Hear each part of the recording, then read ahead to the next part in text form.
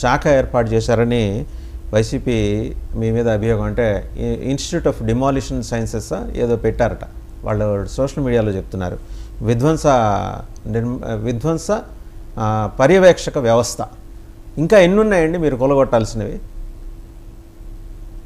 రాజధాని గారు, మొదట మీకు దివేష్ గారికి, జనసేన నేత సుధారాణి గారికి, అలాగే మన బీజేపీ నేత తిరుమలరావు గారికి, వైఎస్ఆర్సీపీ నేత వెంకటరెడ్డి గారికి నమస్కారాలు. తెలుగుదేశం పార్టీ నమస్కారం.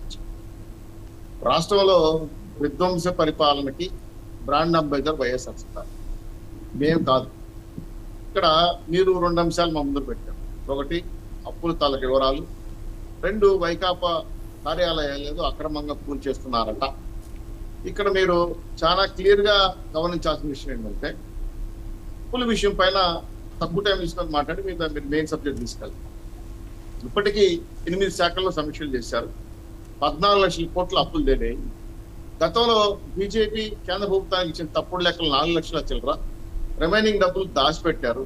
ఈ అప్పులన్నీ కార్పొరేషన్ ద్వారా చేశారా, లేదంటే వ్యక్తిగతంగా ప్రభుత్వ బాండ్లను లేదా ప్రభుత్వ స్థలాలను పూర్తి స్థాయిలో ఆస్తులను తనఖా పెట్టారా అనే అంశం పైన ఇప్పుడు క్యాబినెట్, ఈరోజు క్యాబినెట్ లో శాతపథం రిలీజ్ చేస్తారు. మీరు అన్నట్టు 300 కోట్లు వడ్డీ కట్టడం అనేది ఒక రాష్ట్రంగా నిజంగా చెప్పాలంటే 5 ఏళ్ల విధ్వంస పరిపాలనకి పరాకాష్ట. ఈ తెచ్చిన అప్పులు ఏం చేశారు? కష్టపడకుండా మా ఇంట్లో ఉన్నటువంటి సామాన్లు పొదబెట్టి మాకు బిర్యానీ పెట్టారు.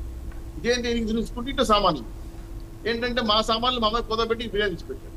సో ఈ అప్పుల నుంచి బయటపడాలంటే ఏం చేయాలి? సో వివిధ శాఖల్లో జరిగిన అవినీతి ఎంతవరకు, మీరు అన్నట్టు 2,72,000 కోట్ల రూపాయలు పట్టణ నొక్క, రిమైనింగ్ డబ్బులు ఏమయ్యాయి? సాయేలా రాష్ట్రంలో ఒక ఇరిగేషన్ ఫ్యాక్టరీ కట్ల, ఒక కమర్షియల్ కాంప్లెక్స్ కట్టి రాష్ట్రానికి ఆదాయం వచ్చే పని చేయాలా? అమరావతి నిర్మించలా, పోలవరం నిర్మించలా, ఏ జిల్లాలోనూ కనీసం 3 రాజధానులు అని చెప్పారు, 3 బాత్రూములు కట్టాలి.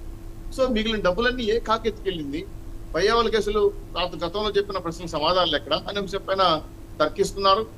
ఖచ్చితంగా ఈ ఆర్థిక అరాచకానికి ఫుల్ స్టాప్ పెట్టాల్సిన అవసరం ఉంది. కాబట్టి ఖచ్చితంగా శాస్త్రీయంగా మీలాంటి మేధావులు, పెద్దలు, లాయర్లు, ఫోర్త్ ఎస్టేట్ వంటి జర్నలిస్ట్ సహకారం తీసుకొని ఎక్కడ తప్పు జరిగిందో సరిదిద్ది వ్యవస్థల్ని, ఆర్థిక వ్యవస్థ సరిదిద్దడానికి మేమైతే మొదలు పెట్టేసాం పని. అదే తొందరలోనే మీ ముందుకి ఆ శ్వేతపత్రాలు కూడా ఈరోజు రిలీజ్ చేసే అవకాశం ఉంది. సో ఎవరు ఉప్పు తిన్నారు, ఎందుకు నీళ్లు ఆగుతున్నారు అని చాలా స్పష్టంగా తెలిసిపోతాయి ఇంకొక మధ్యాహ్నం లోపల. ఇంకా 2, వైకాపా స్థలాలు మేము కూలుస్తున్నామట. చాలా సంతోషం సార్, మంచి ట్యాగ్ లైన్స్ పెట్టారు, నాకు కూడా నవ్వు వస్తుంది. తెలుగుదేశం పార్టీ కార్యాలయాల పైన, తెలుగుదేశం పార్టీ ఆస్తుల పైన మీరు కూడా సేకరించిన తప్పలేదు. మేము ఎక్కడ ప్రభుత్వ స్థలాన్ని అక్రమంగా కానీ, అన్యాయంగా కానీ, లేదంటే అవాపులు కానీ, లేదంటే ఇతర ప్రైవేట్ స్థలాలు కానీ, చెరువులు కేటాయించింది కానీ, ఇరిగేషన్ సంబంధించిన సంస్థ కేటాయించిన సంబంధించిన భూములు కానీ, లేదంటే కలెక్టర్ ఆఫీస్ కేటాయించిన స్థలాలు కానీ ఏమి కూడా మేము ఆక్రమించాలి.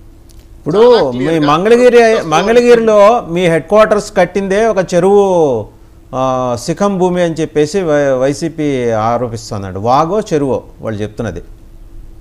తర్వాత నేను మాట చెప్తాను. ఇప్పుడు చూడండి, రాష్ట్రంలో 42.24 సెంట్లు 26 జిల్లాల్లో వాళ్ళు పెట్టిన కేటాయించిన భూములు, వీటి ఖరీదు 6,677,50,00,000. ఒక్కొక్క ప్రాంతం చూడండి, టోటల్ 26 జిల్లాల్లో అనుమతులు ఉండే పార్టీ ఆఫీస్ కేంద్రం ఏదైనా ఉంటే ప్రకాశం జిల్లా నిర్మాణం పూర్తయింది. జనవనరుల శాఖ జాతీయ రహదారులు కేటాయించిన స్థలం అంటే దాన్ని కూడా ప్రారంభించేసారు, అనుమతి తీసుకున్నారు.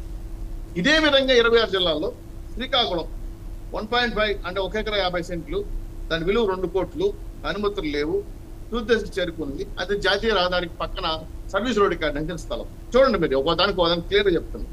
విజయనగరం 1 ఎకరా 3.5 కోటి, అనుమతులు లేవు, నిర్మాణం 80% అయిపోయింది.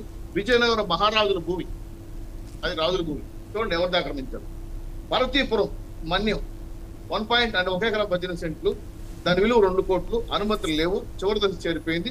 గతంలో రైతు శిక్షణా కేంద్రానికి శంకుస్థాపన చేసే స్థలం. విశాఖపట్నం 2 ఎకరాలు 100 కోట్ల విలువ, అనుమతులు లేవు, నిర్మాణం పూర్తయింది, ప్రారంభోత్సవం రెడీగా ఉంది. ఇది రెవెన్యూ ఉద్యోగులు కేటాయించిన భూమి సార్. చూడండి సార్. అనకాపల్లి 1 ఎకరా 70 సెంట్లు, 15 కోట్ల దాని విలువ, అనుమతులు లేవు, నిర్మాణం పూర్తి అయిపోయింది. కాపు భవనాన్ని శంకుస్థాపన చేసి 50 లక్షల అడికేది కూడా చేశారు కట్టమని చెప్పి. అలాగే అల్లూరు సీతారామరాజు జిల్లా 2 ఎకరాలు అక్కడ పెంచారు, దాని విలువ 5 కోట్లు. అనుమతులు లేవు, కోర్టులో ఉంది, మళ్ళీ అది గొడవలో ఉంది. సాగు భూమి గిరిజనులు అడ్డుకున్నారు, దాని మీద కేసు కూడా నడుస్తారు, ఇది గిరిజనుల భూమి. అలాగే కాకినాడ 1 ఎకరా 93 సెంట్లు 75 కోట్లు దాని విలువ, అనుమతులు లేవు, నిర్మాణం పూర్తయింది. 22A నిషేధ కింద ఉన్నాయి భూములని. ఇట్లా ప్రతి జిల్లా, ఏ జిల్లా ఎత్తుకొని చెప్తాను, నేను టైం ఎక్కువ ఉందని ఆపుతున్నా. 26 జిల్లాల్లో ఒకే ఒక ప్రకాశం జిల్లాకి అనుమతి ఉంది, అది కూడా జనవరి సాగు భూమిని అనుమతి తీసుకున్నారు.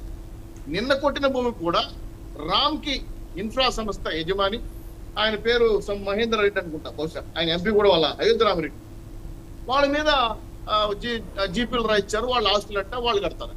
సార్ నాకు ఈ జగన్మోహన్ రెడ్డికి వెళ్ళాలి పిచ్చేదో నాకు అర్థం కాదు, ఈ ప్యాలెస్లు పిచ్చేదో నాకు అర్థం కాదు.